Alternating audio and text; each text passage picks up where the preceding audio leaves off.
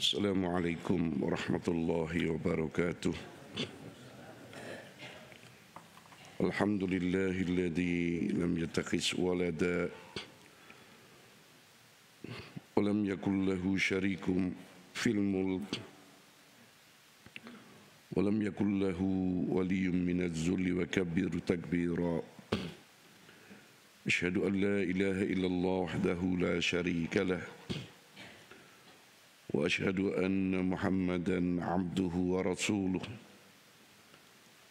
Allahumma salli wa sallim wa barik ala Sayyidina Muhammad wa ala alihi wa ashabihi ajma'in, amma ba'.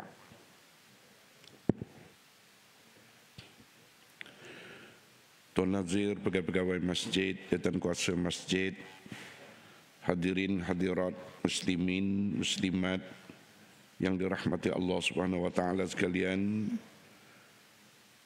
syukur kepada Allah Subhanahu wa taala. Hari ini kita berada pada tanggal 12 Jumadal Ula atau Jumadil Awal. Ya. Pejam celik dah dekat pertengahan dah. Maknanya lepas Jumadal Ula, Jumadal Sani ataupun Jumadil Akhir, jumpa pula dengan Rajab, Sya'ban, Ramadan, insya-Allah.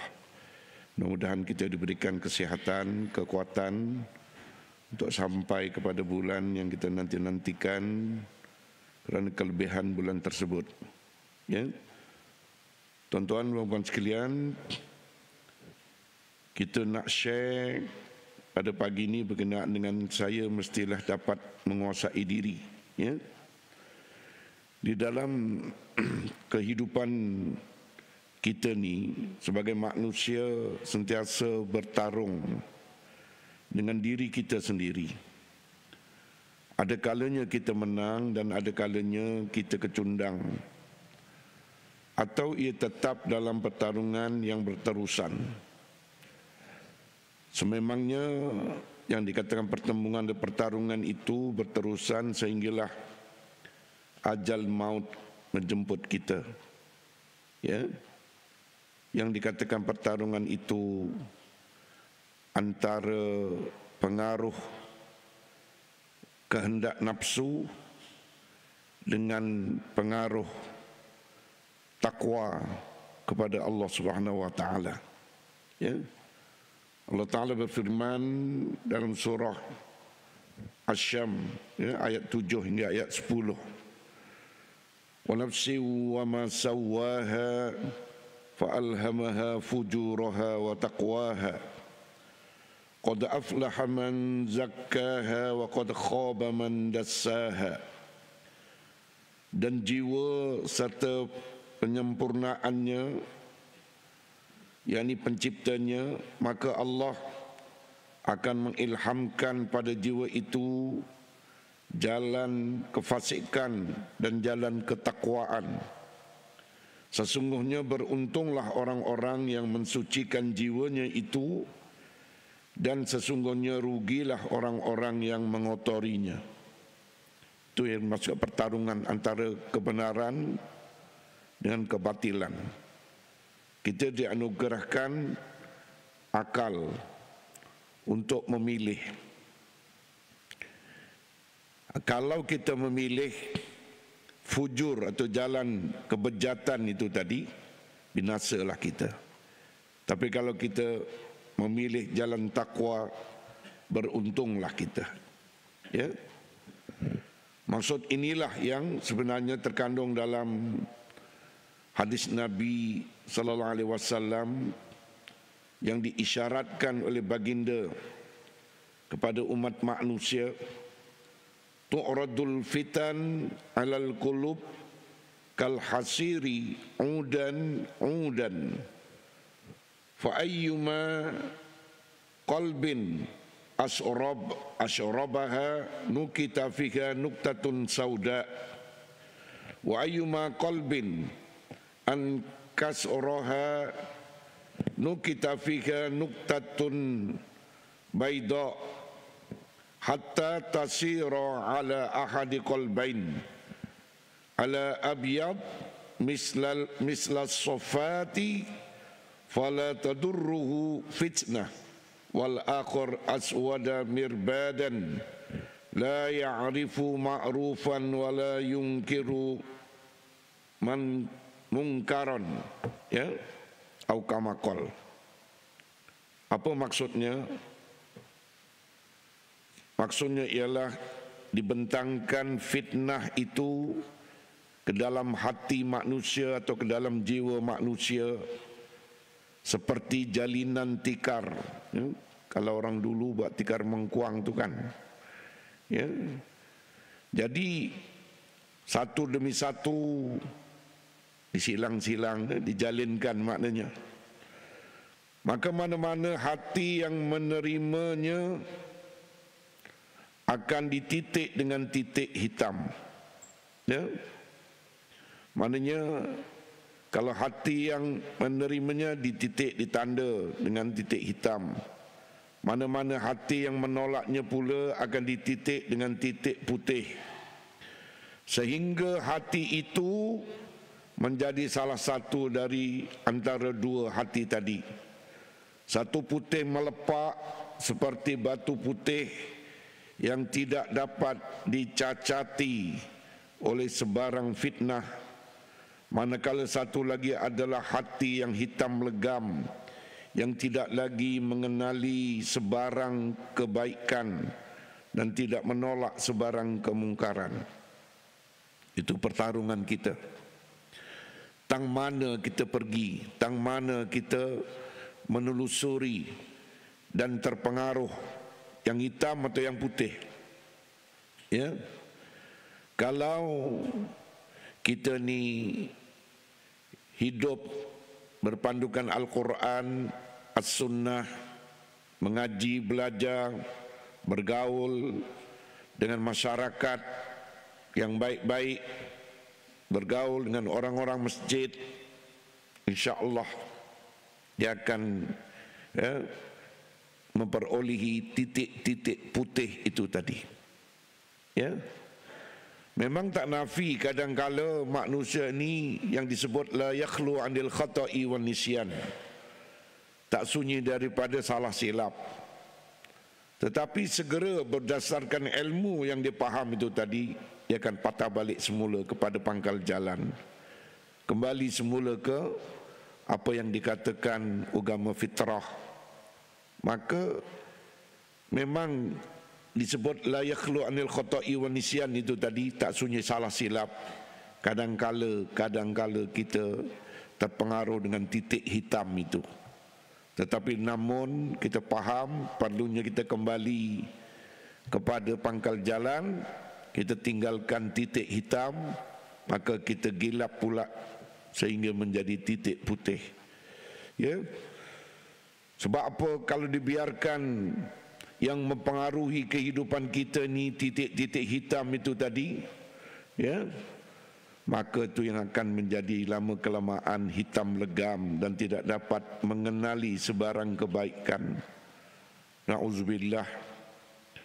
Apabila manusia dah menolak kebenaran kerana titik hitam menguasai diri, dia akan terus menerus, ya, menolak, ya, yang dikatakan kemungkaran itu. Maknanya dia akan terus berada dalam kemungkaran. Dia akan menolak kebaikan. Itu yang sebenarnya, ya. Jadi sebab itu perlunya kita kepada pergaulan, mengaji, belajar, ya, bercampur, istiqomah beramal ibadat, kita berdakwah, kita berjamaah, kita berorganisasi, ya, supaya pergaulan itu mempengaruhi diri kita dan mendorong kita untuk buat kebaikan, ya. Sebab itu dalam pertarungan menghadapi nafsu, manusia ini terbagi kepada 3 golongan, ya. Pertama, golongan yang tunduk mengikut hawa nafsu mereka, ya. Mereka hidup dengan keseronokan di atas muka bumi ini dan ingin hidup berkekalan di dunia. Mereka adalah golongan orang-orang kafir dan orang-orang yang mengikut jejak langkah orang-orang kafir ini. Golongan ini melupai kebesaran dan nikmat Allah. Lalu Allah Ta'ala membiarkan mereka. Ya. Di dalam Al-Quran Allah Ta'ala menyifatkan mereka sebagai orang yang mempertuhankan hawa nafsu, yang disembah nafsu. Ya. Tadi disebut orang kafir, jelaslah dia orang kafir. Tetapi orang Islam yang mengikut jejak langkah orang-orang kafir, apa yang orang kafir buat, dia pun terkinja-kinja nak buat. Ya. Ini pengaruh-pengaruh Barat, ya, yang dikatakan 5S yang nak menyesatkan umat Islam itu, dia pun terpengaruh. Dan sekiranya tidak bertaubat, kembali kepada pangkal jalan, habis binasa dia. Barat mempengaruhi dengan skrin, ya. Barat mempengaruhi dengan sing and song, tu konsert dan sebagainya itu, ya. Barat mempengaruhi dengan smoke, ya, menjadi dadah, heroin, morfin, ecstasy pill, macam-macam. Ya. Barat mempengaruhi dengan sport atau sukan yang Islam redha, tutup aurat, kawal pergaulan, itu beriadah, itu tak apa. Tapi kalau sport yang melalaikan, campur gaul, ya, dedah aurat, itu yang dilarang. Ya. Dan Barat mempengaruhi umat Islam ini dengan seks, pergaulan bebas, fashion pakaian, melahirkan anak-anak yang tidak sah taraf, ya. Ataupun zaman hari ini pandai diorang dengan alat itu, alat ini, tak sampailah bunting, hamil, tapi pelakuan zina itu tetap berlaku. Na'udzubillah min zalik. Ya. Itu di antaranya 5S yang merosak dan membejatkan umat Islam. Ya. Kenapa perlunya kita nak terikut-ikut dengan golongan kufar? Wahal kita ini, ya, yang dikatakan ada prinsip, ada jati diri. Sebab itu kita kena beringat dan kita kena awas, tuan-tuan, puan-puan sekalian. Sebab sememangnya golongan kufar ini, terutamanya golongan Yahudi dan Nasrani ini, sentiasa merancang untuk mereka boleh membinasakan umat Islam non-stop. Sebagaimana yang dinyatakan di dalam ayat Al-Quran ini, ya, ayat 109, wadda katsirun min ahlil kitab, dalam surah Al-Baqarah, ya, law yaruddunakum min ba'di imanikum kuffaran hasadan min 'indi anfusihim min ba'di ma tabayyana lahumul haqq. Ya, apa maksud ayat ini, tuan-tuan? Banyak di antara ahlul kitab Yahudi dan Nasrani suka kalaulah kiranya mereka dapat mengembalikan kamu menjadi kafir setelah kamu beriman, kerana dengki yang timbul dari diri mereka sendiri setelah nyata kepada mereka kebenaran Nabi Muhammad sallallahu alaihi wasallam itu. Jadi maknanya, ya, kerana kedengkian mereka terhadap Islam, sebab itu mereka non-stop berusaha untuk membinasakan umat Islam, terutama generasi muda-mudi, ya, dengan agenda dan propaganda mereka. Ya. Sebab itu ayat lain, walan tarda ankal yahudu walan nasara hatta tattabi'a millatahum. Dan tidak pernah redha kepada kamu ya Muhammad golongan Yahudi dan Nasrani ini sehingga kamu mengikut millah agama mereka. Ya.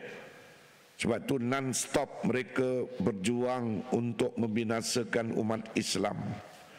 Kalau perlu kepada kekerasan sebagaimana agenda mereka di bumi Palestin hari ini. Sebab itu mereka menganggap orang lain sebagai binatang, tak layak hidup. Malah mereka mendakwa, kalau kita kaji surah Al-Baqarah itu, mereka mendakwa yang boleh masuk surga semata-mata adalah mereka saja. Ni. Sebab itu kalau kita perhati tengok video-video tentera-tentera yang dah tua-tua tu, veteran-veteran tentera Israel, apa hujah dia mengapi-apikan para tentera muda? Dia kata jumpa siapa saja umat Islam, bunuh, tembak. Itu yang mereka melantak, tak kira hospital, tak kira wanita, tak kira kanak-kanak, orang tua semua dibom, hancur, dibunuh tanpa peri kemanusiaan.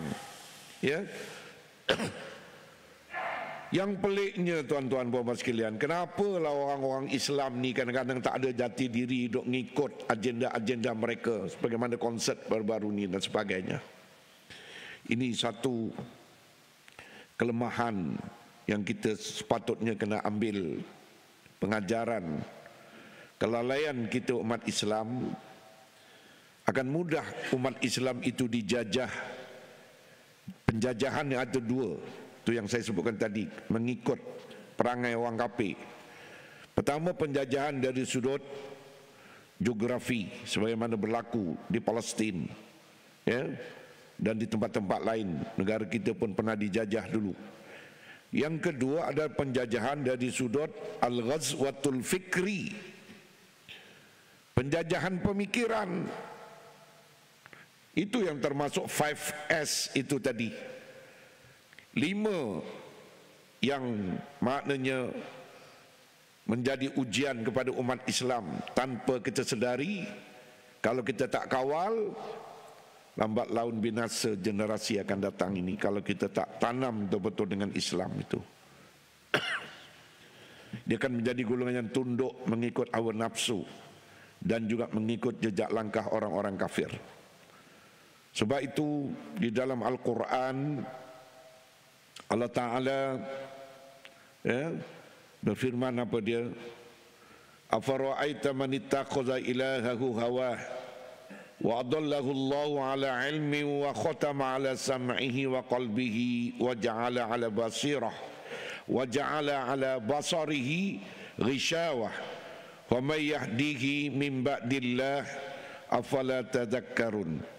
Maka pernahkah kamu melihatnya orang-orang yang menjadikan hawa nafsunya sebagai Tuhannya dan Allah membiarkan sesat berdasarkan ilmunya, dan Allah telah mengunci mati pendengarannya dan hatinya dan meletakkan tutupan ghisyawah atas penglihatannya.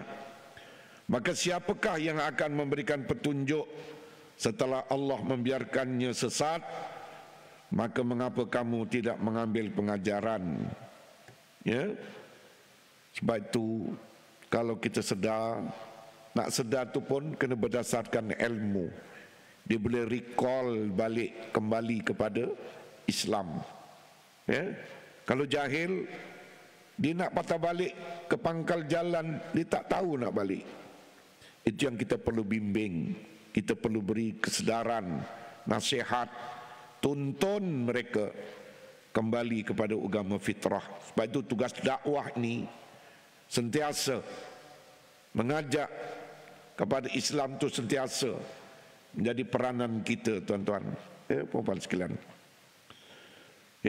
Sebab mereka ahlul kitab ni, golongan kufar, sentiasa mencari helah, mencari jalan untuk menyesatkan umat Islam, supaya umat Islam ghalib, ikut nafsu, tak fikir tanggungjawab, tak fikir kewajipan yang Allah Ta'ala perintah. Itu bahaya. Sebab itu kita kena melaksanakan reformasi dakwah kepada umat, mengajak mereka kembali kepada agama fitrah. Ya. Dan kedua golongan yang dikatakan tadi ada 3 golongan pertarungan tu. Menghadapi nafsu. Ada 3 golongan kan. Tadi yang pertama kita dah jelaskan. Golongan yang tunduk mengikut hawa nafsu. Kita nak selamatkan mereka. Ya, sebab mereka ni akan mudah mengikut agenda golongan yang menyesatkan. Kita tuntun mereka. Dan golongan yang kedua, golongan yang bermujahadah dan bertarung menentang hawa nafsunya. Ini. Dalam menentang hawa nafsunya, ada kalanya golongan ini mencapai kemenangan dan ada kalanya mereka kecundang. Apabila mereka terlibat dalam kesalahan, mereka segera bertaubat. Ini syarat dia. Barangkali banyak di antara kita tergolong dalam golongan ini. Sentiasa kena berperang, kena mujahadah. Ya. Yang paling penting apabila mereka terlibat dalam kesalahan, mereka segera bertaubat. Ya. Begitu juga bila mereka bermaksiat, mereka segera sedar dan menyesal serta memohon keampunan dari Allah Subhanahu wa taala. Itu tadi kan disebut manusia la yakhlu anil khata'i wan nisyan. Tak sunyi daripada melakukan salah dan silap.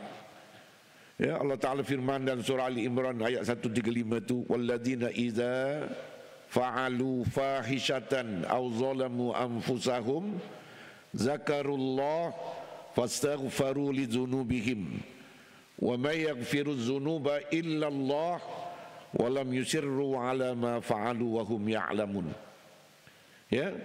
Dan juga orang-orang yang apabila telah mengerjakan perbuatan keji atau menganiaya diri mereka sendiri, dia telah buat maksiat, maknanya penderhakaan kepada Allah atau menzalimi diri dia sendiri, mereka segera ingat akan Allah lalu memohon keampunan terhadap dosa-dosa mereka yang telah diperbuatnya.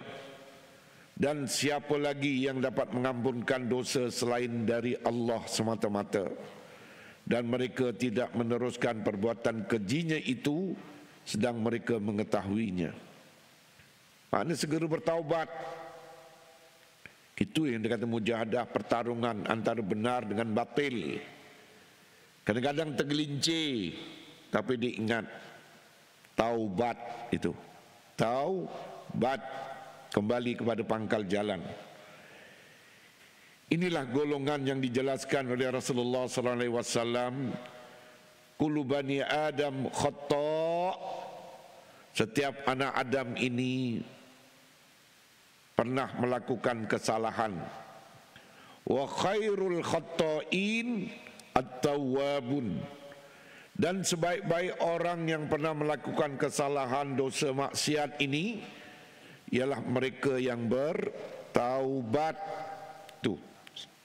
Sebaik-baik orang yang melakukan kesalahan itu wajib bertaubat.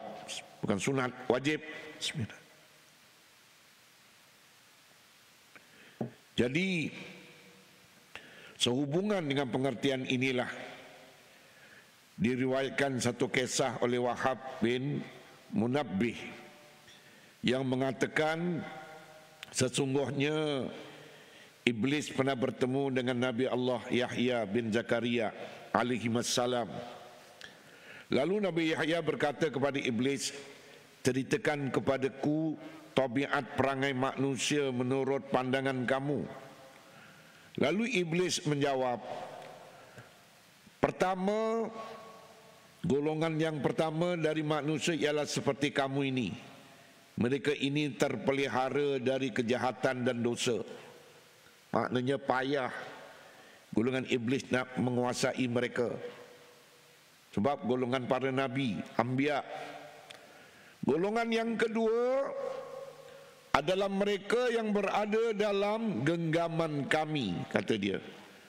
sebagaimana buah bola berada di tangan anak-anak kamu. Mereka menyerah diri, mereka bulat-bulat, ya, ikut kami katanya. Wujud tak golongan macam ni? Wujud. Itu yang mengikut nafsu dan syaitan. Ya, kan dalam hadis itu disebut al-mu'min baina khamsi syada'id. Orang mukmin itu berada di antara 5 ujian, halangan. Pertama, mukmin yuhsiduhu. Mukmin sama mukmin kadang-kadang duk dengki mendengki. Macam-macam dibuatnya. Yang kedua, wa kafir wa munafik yabghaduhu. Ya. Yang kedua adalah golongan munafik yang membencinya. Ya, yang kedua. Depan baik, belakang tikam. Dan yang ketiga adalah wa kafir yuqatiluhu. Golongan kufar sentiasa memerangi umat Islam. Biasalah. Mana-mana kufar pun sama je. Ya. Dan yang keempat, wa syaitan yudilluhu. Syaitan yang berusaha untuk menyesatkannya. Dan yang kelima, wa nafs tunazi'uhu. Hawa nafsu yang sentiasa menguasainya. Biasanya syaitan dengan hawa nafsu ni dia bekerja sama, ya, untuk menyesatkan umat Islam itu. Sebab itu kita kena berjaga-jaga, kena diisi dengan ilmu, dengan kepahaman, dengan amalan, supaya kita tidak terpengaruh dan mudah mengikut jejak langkah syaitan. Itu yang diumpamakan oleh iblis tadi apa? Golongan kedua, mereka yang berada dalam genggaman kami, sebagaimana buah bola berada di tangan anak-anak kamu. Mereka menyerah diri bulat-bulat kepada kami, menjadi hamba kepada syaitan, kepada iblis. Na'udzubillah. Ya, itu golongan yang kedua, yang tak jauh, ya, dari pengaruh-pengaruh tersebut. Dan golongan yang ketiganya, iblis itu cerita, ialah golongan yang sangat sukar untuk kami menguasai mereka. Kami menemui salah seorang dari mereka dan kami berjaya memperdayakannya dan mencapai hajat kami. Tetapi ia segera memohon keampunan bila ia tersedar. Dan dengan istighfar itu rosaklah apa yang kami dapati darinya. Maka kami tetap tidak berputus asa untuk menggoda dan mempengaruhinya, dan kami tidak akan mendapati hajat kami tercapai. Mudah-mudahan kita lah yang kena mujahadah dalam pertembungan dua tu tadi, kan, supaya menjadi titik putih bukan titik hitam. Lawan berdasarkan ilmu. Kita beramal, kita istighfar. Sebab itu sentiasa kita digalakkan untuk beristighfar. Ya, Imam Al-Ghazali sendiri berkata, dia sedar manusia ini, ya, la yakhlu anil khata'i wa nisyan, tak sunyi daripada salah silap. Maka Imam Ghazali sendiri berdoa, matikanlah aku dalam suasana aku ini kembali kepada Allah, bertaubat. Manusia ni tuan-tuan, perempuan, sentiasa begitu. Setara hebatnya Imam Al-Ghazali pun berdoa macam tu. Kita ni yang bukan imam, kita bukan ulama. Bohong kalau kita tak ada sentiasa bergolak pertarungan antara dua tu, hak dan batil. Sebab itulah kita kena sentiasa memperbanyakkan istighfar kepada Allah Subhanahu wa taala, dan diisi diri kita dengan ilmu, pengetahuan, amalan untuk kita istiqamah buat dalam kebaikan itu, insya-Allah. Ya. Sebab itu kita kena mengetahui juga sendi-sendi kekuatan dalam memerangi nafsu ni. Ya. Pertama, hati kita akan menjadi benteng yang kuat dalam memerangi nafsu sekiranya hati kita ini hidup, lembut, bersih, cekal dan selalu mengingati ya Allah Subhanahu wa taala. Sayyidina Ali ada berpesan, sesungguhnya Allah Subhanahu wa taala mempunyai bejana di atas muka bumi itu, yaitu hati atau jiwa. Maka hati yang paling disukai oleh Allah Subhanahu wa taala ialah hati yang lembut, bersih dan cekal.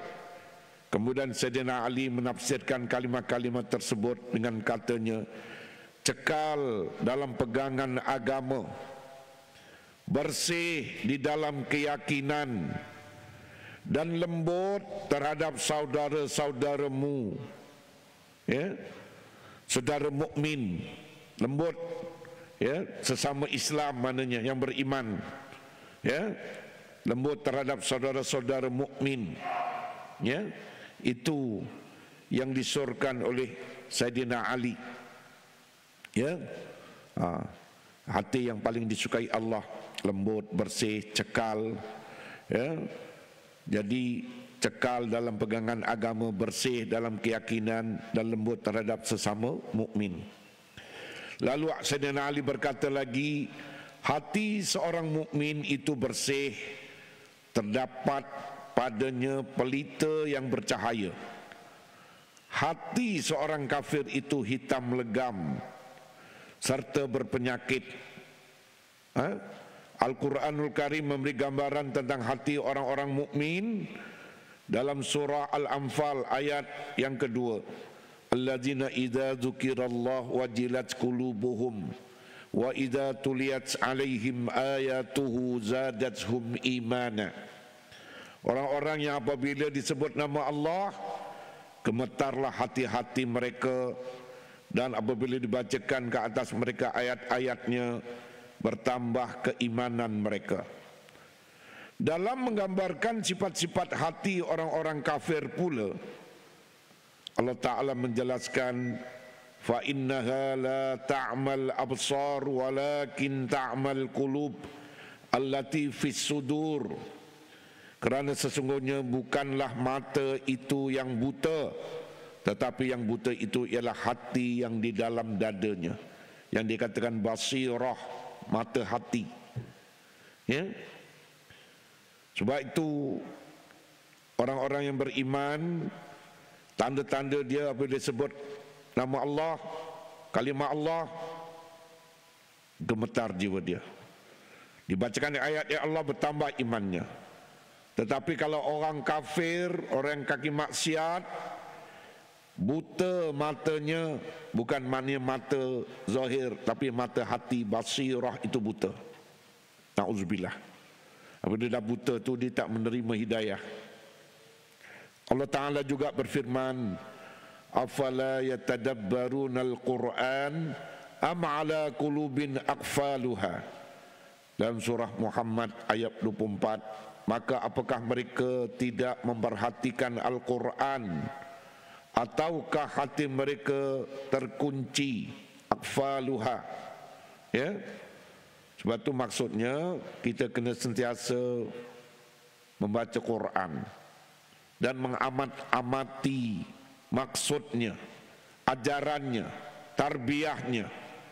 Barulah hidup hati kita tidak terkunci mati. Di samping kena memperbanyakkan zikrullah dan juga istighfar, berselawat, hidup hati kita. Ikuti gauli orang-orang soleh, hadiri majlis-majlis ilmu, barulah hidup hati kita. Ingat yang kematian pasti akan menemui kita, apa bekalan kita, dan faham tanggungjawab kita hidup di dunia ini sebagai khalifah. Iqamatuddin wa siyasatud dunyabi, tegakkan agama dan tadbir dunia mesti bersandarkan agama. baru banyak peranan kita bergaul, berjuang, berjihad, berdakwah, barulah hidup jiwa kita. Kalau tidak, ya mati. Ya? Kalau kita tak buat apa-apa, tak dicanai hati kita, campur dengan orang yang buat maksiat, ya, bukan tak boleh nak melepak kedai kopi sesekali minum, boleh. Tapi bukanlah maknanya 24 jam kita duduk situ, tak buat apa-apa, masjid tak pergi, mengaji tak pergi, makin mengumpat orang, kata itu, kata ini. Itu yang jiwa lama-lama mati. Tapi bukan orang sini lah, orang Uganda yang macam itu, tuan-tuan. Ya, jadi itu sebenarnya perlu kepada pencanaian, pergaulan, majlis ilmu, zikrullah, baca Quran, perlu berjihad, perlu berdakwah, perlu berjuang, barulah hidup jiwa kita. Baik. Dan seterusnya, sendi-sendi kekuatan dalam memerangi nafsu itu akal kita adalah ciptaan Allah yang dapat melihat, mempunyai daya memahami sesuatu, mampu membezakan dan dapat menyimpan sesuatu fahaman dan ilmu-ilmunya, di mana dengan ilmu itu ia dapat menghampirkan diri dia kepada Allah Subhanahu wa taala, mengetahui keagungan Allah serta kekuatannya. Akal seperti inilah yang dimaksudkan oleh Allah taala, innama yakhsyallaha min ibadihil ulama, dalam surah Al-Fatir ayat 28. Sesungguhnya orang yang takut kepada Allah Ta'ala dari kalangan hamba-hambanya ialah ulama, mana orang yang ada ilmu pengetahuan, banyak ilmu, sebab dia faham. Itu yang mempengaruhi akal, diperkayakan akal dengan ilmu dan kepahaman. Dia mampu berfikir, menatijahkan apa? Menatijahkan takwa kepada Allah Ta'ala kerana kepahaman berdasarkan ilmu dia tadi itu. Ya, itu yang dikatakan uqulul qulub, akal terima kemudian disimpan dalam hati. Itu yang dikatakan uqulul qulub. Ya, akal menerima proses dan kemudian disimpan dalam hati, disemadikan dalam hati setelah dipahami dan diterjemahkan dalam tindakan. Itu. Rasulullah SAW juga menyebut betapa tingginya nilai nikmat akal dalam anugerah Allah Ta'ala ini. Ma khalaqallahu khalqan akrama alaihi minal aql. Allah Ta'ala tidak mencipta sesuatu kejadian yang lebih mulia berbanding akal itu. Ya, itu. Rasulullah SAW berpesan kepada Sayyidina Ali, ya, karamallahu wajhah, istaqarraban nasu ila Allah Ta'ala bi anwa'il birri fataqarrab anta bi aqlika.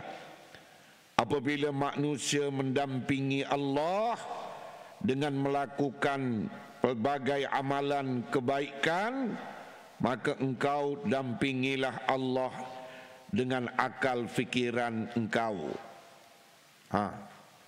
Mana akal yang waras, dia akan sentiasa mendampingi Allah Subhanahu wa Ta'ala. Ya, baginda bersabda lagi, maktasaba rajulun misla fadli aqlin yahdi sahibahu ila huda wa barudduhu an radiyin. Tidaklah beruntung seorang lelaki dengan satu pemberian dibandingkan dengan kelebihan kurniaan akal yang dapat membimbing pemiliknya kepada petunjuk dan menahannya dari perkara-perkara buruk. Maknanya nak bimbing akal itu pun kena bersandarkan kepada ilmu. Ya, kalau tidak sudah tentu dia tidak akan berjaya. Oleh kerana betapa tingginya nilai akal, maka Islam menganjurkan agar akal diisi dengan ilmu dan ma'rifah, kenal Allah, serta mendalami segala urusan agama, agar dengan ilmu-ilmu itu akal menjadikannya sebagai sebab atau akibat yang memandu segala tindakan, yang mampu membezakan di antara yang buruk dengan yang baik. Dan di antaranya, Rasulullah pernah bersabda, "Mayuridillahu bi khaira yufaqihu fid din." Sesiapa yang Allah Ta'ala inginkan kebaikan pada dirinya, diberikan kefahaman yang mendalam dalam agama. Sebab itu ada sabda Nabi lagi, "Fadlul alim alal abid ka fadli ala adna rajulin min ashabi." Kelebihan keutamaan seorang alim atas seorang abid, yakni ahlul ibadah, adalah seperti kelebihanku atas orang-orang yang paling rendah dari sahabat-sahabatku. Semua ini membuktikan betapa tingginya nilai dan kesan akal itu, tuan-tuan, puan-puan sekalian, kepada manusia. Dengannya lah manusia dapat mengenali serta menyelami hakikat alam semesta dan rahsianya. Oleh yang demikian, akal seorang mukmin itu adalah akal fikiran yang waras, dapat membezakan baik buruk, halal haram, mana benda baik, mana benda mungkar, dia dapat beza, dan melihat segala perkara dengan cahaya Allah yang dapat menembusi di sebalik tutupan yang halus. Allah Ta'ala berfirman dalam surah An-Nur ayat 40, "Wa man lam yaj'alillahu lahu nura fama lahu min nur." Dan barang siapa yang tidak diberi cahaya petunjuk oleh Allah, maka tidak ada baginya cahaya sedikit pun. Jadi cahaya akal seseorang mukmin itu sentiasa bersinar, tidak dapat dipadam kecuali oleh kerja-kerja maksiat, barulah dia terpadam. Dan kerja maksiat itu tak bertaubat pula, langsung na'udzubillah, memadamkannya. Dan apabila maksiat itu dibuat secara terang-terangan, dan tidak diikuti dengan taubat sampai mati dia, na'udzubillah, akan terus berkekalan dengan hitam itu tadi dan tidak diterima oleh Allah, na'udzubillah. Man qarafa zamban faraqatu aqlun la ya'udu ilahi abada. Sesiapa yang melakukan dosa, maka bercerailah akalnya dari dirinya, ia tidak akan kembali kepadanya buat selama-lamanya. Sebab itu na'udzubillah, time orang buat dosa ni, yang mempengaruhi diri dia adalah nafsu dia.